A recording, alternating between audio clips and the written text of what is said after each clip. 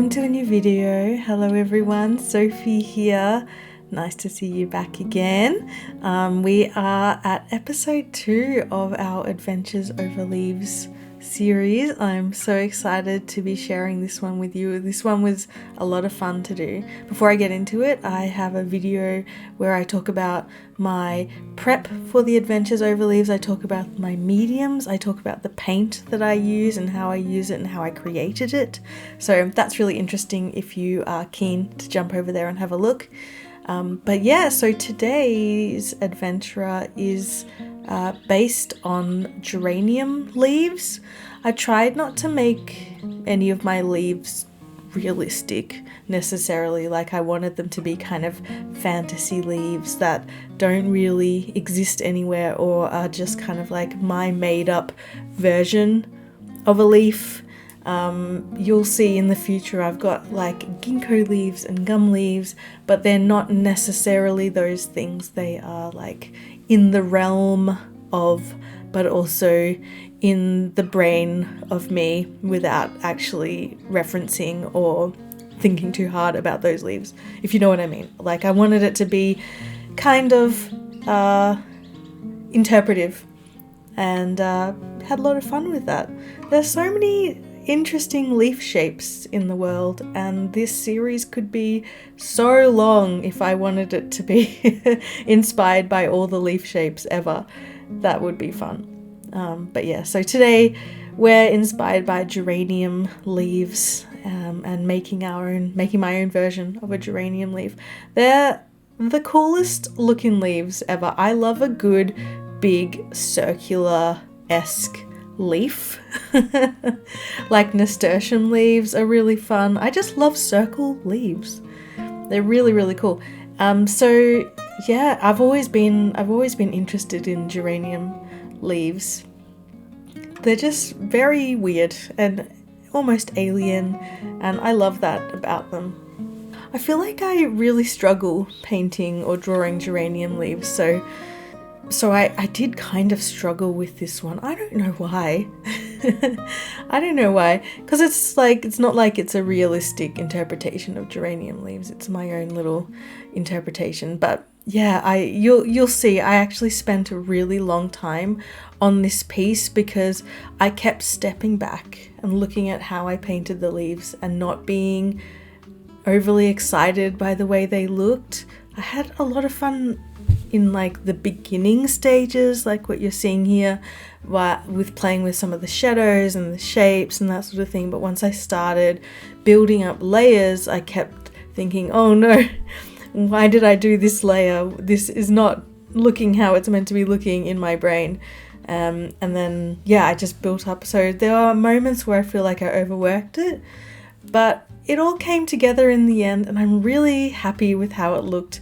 I sort of feel like I needed a couple of days away from this painting to sort of appreciate it or to look at it again with fresh eyes and be okay with how it turned out.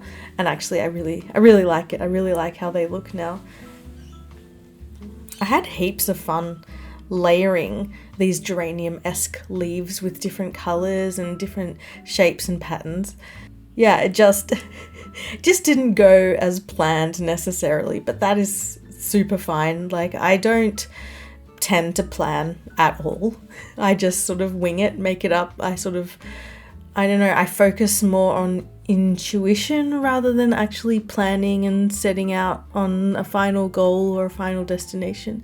I definitely have an idea in my mind's eye going into it, but I leave a lot of space open for interpretation and intuition to kind of play a big role in which direction I take, whether that's like the illustration itself, the shape and form and rhythm of the piece and the composition, or to do with like color palette and how that all works.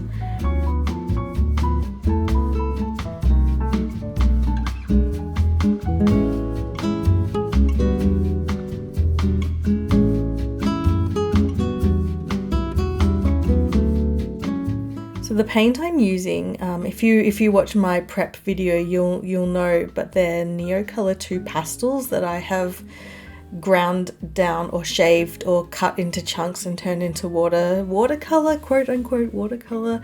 It's like watercolor but kind of gouache-ish at the same time. Anyway, it's reactivatable if that's a word. So I like to work in layers a lot. I really love layers and building it up, as you can see. And the hard thing about paint that reactivates is that if I want to go over the top or change the color, because I work so intuitively, sometimes a color that I chose earlier doesn't work for me anymore, so I want to change it and do like an overlay of a new color. It's hard because it reactivates and can mix around and that sort of thing. So there were a few moments in this piece where I struggled with that, especially when I tackle the body of the person. I sort of lighten their skin to create sort of some depths and some shadows and stuff like that, and it just kept reactivating because I had painted the original base layer so thickly. So that was a bit of a challenge for this one.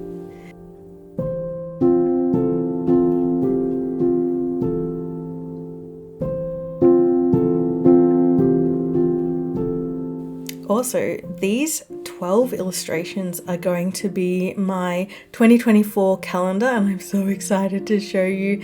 I actually just finished putting together all my files to send to the manufacturer, and I want to quickly sneak peek show you right now the front cover for my 2024 calendar, and it looks so good. I had fun bringing these in digitally and cutting them out and doing like a digital collage to come up with a front cover. So I'm going to be launching calendars soon, by the end of the month, hopefully, depending on how long it takes for the manufacturer to get them printed and sent out. And I'm thinking of doing like a special gift. First 50 orders get a free poster, and the poster is going to be like the front cover of the calendar book, and I'm so excited. I think that's going to be really cute, so keep your eyes peeled for that. I'll probably post about it on Instagram before anywhere else, but you get a sneak preview of knowing what's to come here, so yay.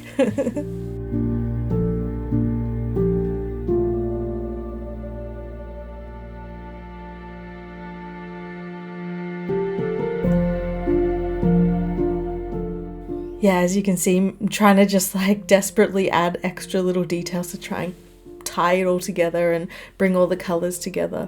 And I think just this little pink outline, so simple, but it really just brought it all together. And this is the final piece.